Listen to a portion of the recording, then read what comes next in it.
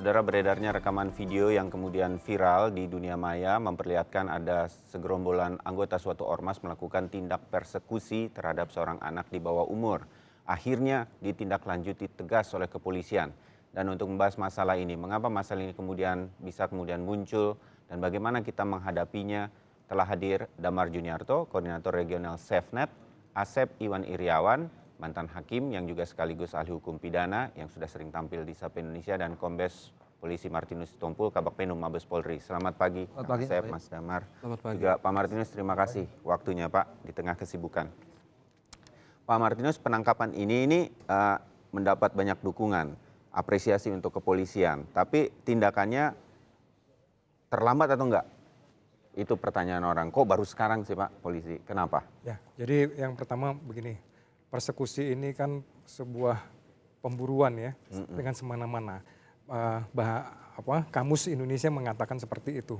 Jadi memang persekusi ini tidak dibenarkan. Satu. Yang kedua, bahwa informasi tentang adanya perilaku persekusi seperti ini tidak bisa kita dapatkan dengan mudah. Karena ada beberapa alasan. Yang pertama bahwa mereka takut untuk melaporkan karena akan dilakukan juga akan perburuan kedua. Yang kedua mereka ini juga merasa bahwa mereka bersalah. Yang ketiga, memang kalaupun itu muncul bahwa mereka menjadi korban persekusi, itu karena ada informasi dari masyarakat. Jadi memang minim, itu yang bagi kami minim informasi tersebut, sehingga kami melakukan upaya-upaya edukasi kepada masyarakat dan kemudian melibatkan seluruh anggota Polri supaya memantau wilayahnya masing-masing, daerah hukumnya masing-masing. Apabila ada informasi-informasi seperti ini, segera diberitahukan. Ya, jadi bukan karena polisi khawatir atau takut. Takut bukan dalam arti apa-apa nih. Biasanya kan karena dampak sosialnya mungkin dipikirkan oleh kepolisian, bukan itu ya? Oh bukan, ya. Karena itu sendiri kan sudah ada pelanggaran hukumnya ya. Mereka melakukan mendatangin orang itu kan sudah intimidasi seperti itu. Itu sudah ada perbuatan melawan hukum. Nah, itu yang orang harus ingat sebetulnya Pak Martinus ya. Ya, mereka mengancam, mereka menganiaya atau mereka memukulin. Itu sebuah perbuatan melawan hukum. Oke, saya ke Mas Damar dulu. Sebenarnya dalam konferensi pers kemarin yang dilakukan secara bersama-sama dengan YLBHI dan lain-lain, kasus ini sebetulnya ternyata sudah cukup banyak dan cukup lama terjadi. Silakan Mas Damar. Betul sekali. Jadi persekusi ini memang menjadi perhatian banyak pihak sekarang, dan kemarin adalah upaya untuk menyatakan ke publik juga bahwa masyarakat sipil berkumpul bersama-sama dan kita membentuk yang disebut koalisi anti persekusi. Karena lihat luasnya jangkauan persekusinya yang kita punya itu seluruh Indonesia dan tidak bisa ditangani dengan hanya 1 atau 2 kasus. Dalam catatan kami dari 27 Januari 2017 persekusi ini sudah terjadi dan total ini sekarang sudah 60 kasus yang orang-orang yang diburu ya. Dan kalau dibandingkan dengan minggu lalu, karena kami kan minggu lalu membuat peringatan kepada pemerintah untuk waspada, minggu lalu baru 45, jadi cepat sekali dari 45 ke... Saya pikir ini gara-gara Pilkada DKI Jakarta yang beberapa waktu lalu, ternyata Januari sudah terjadi. Itu kasus apa kalau Januari begitu? Sebetulnya kalau dilihat konteks waktunya, itu juga berkaitan dengan bukan Pilkada, tapi proses pengadilan untuk Basuki Cahayapurnama. Jadi proses pengadilannya itu sendiri sudah memicu adanya persekusi. Kemudian vonis pada Basuki Cahayapurnama membuat eskalasi persekusi menjadi lebih meningkat. Maksud Anda apa itu? Jadi pasca vonis putusan Ahok, persekusinya naik 2 kali lipat daripada sebelumnya. Dari jumlah orang yang diburu dan juga jumlah orang yang ditangkap. Ini saya menangkapnya dari penjelasan Anda seperti kasus Basuki Cahayapurnama bersalah itu menjadi pembenaran untuk bisa kami bertindak nih seperti ini, kira-kira begitu. Betul. Kalau kami membahasakannya ini seperti mereka berada di atas angin karena sekarang sudah lihat kalau Basuki Cahayapurnama bisa dimasukkan karena pasal yang sama, maka kita bisa bertindak untuk menyisir orang-orang lain. Dan polanya kurang lebih sama kan sebetulnya. Kami sendiri menyebutnya persekusi efek Ahok, tapi mungkin koalisi punya nama yang lain ya dari sedikit saja saya ingin tahu ketika orang-orang ini mendapat perlakuan atau persekusi seperti itu dan dihadapkan kepada kepolisian, dibawa rame-rame untuk kepolisian, itu pasal-pasalnya adalah yang kemudian pasal terhadap Basuki Cahayapurnama begitu. Iya, dipakai dengan pasal 28 ayat 2 atau minta 156A. Ya, Tapi membawa ke polisi itu hanya satu tahap dari persekusi. maksudnya? Jadi ada 4 tahap persekusi sebetulnya mungkin yang perlu diketahui juga oleh banyak pihak. Dia bukan cuma sekedar dibawa ke polisi, tapi ada proses yang mendahulunya. Jadi proses mendahulunya pertama-tama target atau buruan ini dia diekspos dulu datanya. Dia tinggal di mana, fotonya seperti apa, tempat pekerjaannya di mana, siapa anaknya, kalau dia kuliah jadwal kuliahnya di mana. Diekspos di? Dia ekspos di media sosial dan ditaruh dalam database yang mereka sebut database buronan umat Islam. Lalu kemudian tahap kedua ada upaya untuk menggalang orang-orang untuk memburu orang tersebut. Jadi pada tahap ekspos itu Iya. orang yang dianggap oleh sekelompok orang atau ormas ini sudah diekspos. Iya. Itu ini kalian akan menjadi target loh, kira-kira Ya, begitu. sudah ada DPO ya kalau DPO istilah polisi. kalau di istilah kepolisian. Jadi mereka udah buat daftarnya. 1, 2, 3, 4 orang-orang ini harus segera ditangkap, diburu. Lalu kemudian kedua yaitu ada ajakan untuk mengumpulkan massa dan massa kemudian terkumpul untuk melakukan penggerudukan. Jadi ini penggerudukan justru tahap 3. Dan penggerudukan itu tujuannya adalah meminta maaf, membuat surat permintaan maaf dan divideokan, diviralkan. Lalu kemudian tahap keempat baru dibawa ke polisi. Jadi sebetulnya kita melihat persekusi ini bukan cuma sekedar satu orang main hakim sendiri, tidak. Ini diorganisir dengan sebuah sistematika. Ada tahapan yang dilalui dengan yang tidak bisa dikatakan ini spontan, justru ini sebetulnya sebuah rencana yang by design. Dan tadi Pak Martinus mengatakan ini bahkan berlanjut begitu. Setelah dilaporkan polisi ini tidak berakhir. Tidak berakhir, masih ada teror-teror juga pada mereka. Ini Harian Kompas hari ini mengatakan persekusi adalah perburuan orang secara sistematis, jadi terlihat sekali dari penjelasan Mas Damar, untuk ditangkap dan kemudian dihakimi, dilakukan beberapa organisasi masyarakat ini yang belakangan terjadi. Kang Asep, what happened ayah naon ini kalau saya kemudian... Gini, saya mulai dengan negara ini kan dibangun dari keberagaman. Ya. Tapi ketika keberagaman itu bukan untuk ada kegeraman.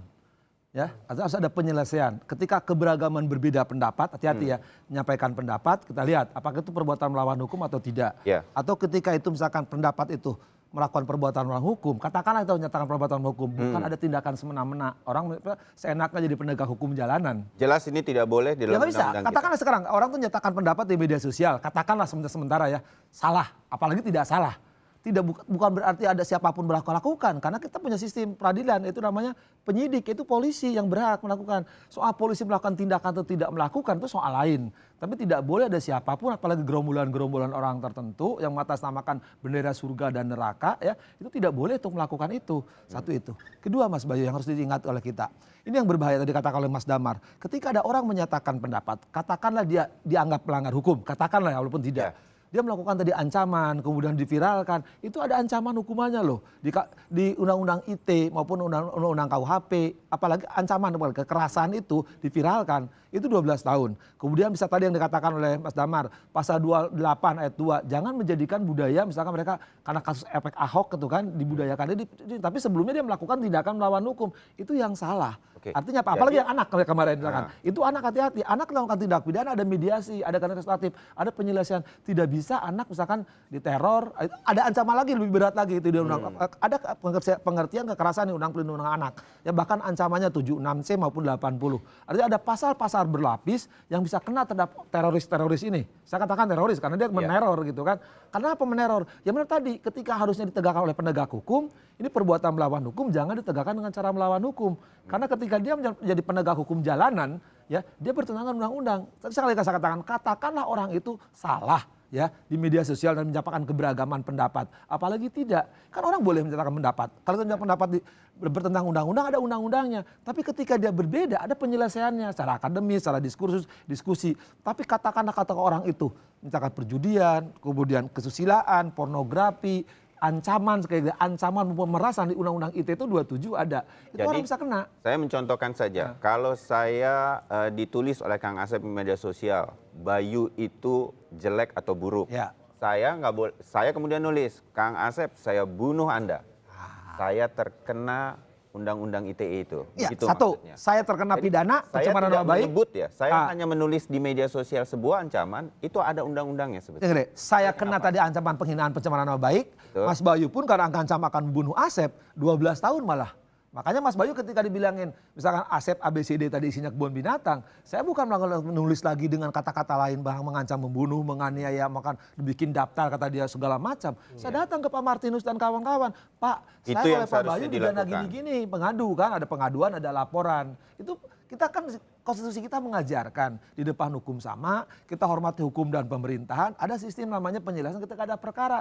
Bukan jadi-jadi, apalagi dengan seragam khusus, pakai baret, tanda pangkat, pakai wing, nggak pernah terjun, bisa aja cuman ngancam rombongan bergerombol, anak kecil lagi yang dihadapi. Itu kan tindakan-tindakan yang hati-hati loh. Ya, negara ini kita memulailah. Saya berharap polisi momentum ini yang pertama ketika ada penangkapan harus tindak tegas. Kalau ini tidak tegak oleh polisi, besok lusa ada pasukan-pasukan gerombolan yang akan berjilid-jilid dan bergelombang yang mengatasnamakan dia pemegang kebenaran. Orang lain selalu salah. Ya, kan sekali katakan, karena kan orang itu salah tapi bukan dengan cara melakukan main hakim sendiri. Yang benar harusnya kemudian melaporkan apa yang dirasa dirugikan itu kepada hukum. Ya, dan dalam polisi hal harus kepolisian. menindak dengan tegas. Pak Martinus, ini kita udah, Pak Kapolri, kami juga sudah mendengar dan mengulangnya lagi bahwa ini akan ditindak tegas. Langkah-langkahnya itu apa saja yang kemudian sudah disebarkan ke seluruh jajaran? Ya, yang pertama bahwa kita menginformasikan ke jajaran kita bahwa persekusi itu adalah perbuatan melawan hukum. Sebelum Ya. saya lupa, Pak, maaf. Yang tadi Mas Damar katakan ada di media sosial, dalam hal ini mungkin yang bisa dibuat seperti itu memang dia membuat website sendiri untuk didaftar itu atau di Facebook atau apa? Dia menggunakan media sosial, menggunakan Facebook. Facebook ya. Tapi Itu pindah sudah. lagi. Nah, itu sudah diketahui oleh kepolisian dan sudah ditindak, Pak? Ya, jadi tadi ya saya lanjutin. Pertama silakan. bahwa kita syaratkan kepada anggota kita di bawah bahwa Sudah ditutup. persekusi itu adalah perbuatan melawan hukum. Ya. Jadi bisa ditindak.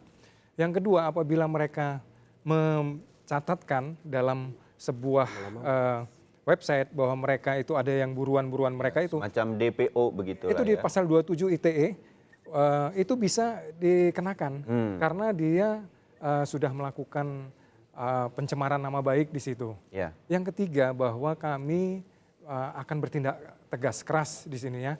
Dari kasus yang di Jakarta terakhir, ini ada 2 yang kita tangkap, yang kemudian akan kita sudah jadikan tersangka, Ya. yang akan kita proses hukum. Tapi tidak menutup kemungkinan yang lain juga akan kita Ya. lakukan pemeriksaan. Pak, sedikit saja. Menurut yang sudah ditangkap ini, mengapa mereka melakukan itu, Pak? Sudah ada keterangan mengenai itu? Ya, kalau dari alasan mereka memang karena mereka membela ya, melakukan upaya-upaya pembelaan, tapi dengan cara-cara yang kurang tepat, yang melanggar hukumnya. Ya, nah kita akan lanjutkan pembahasan mengenai hal ini. Bagaimana kemudian langkah-langkah yang lainnya. Anda tetap bersama kami di Sapa Indonesia.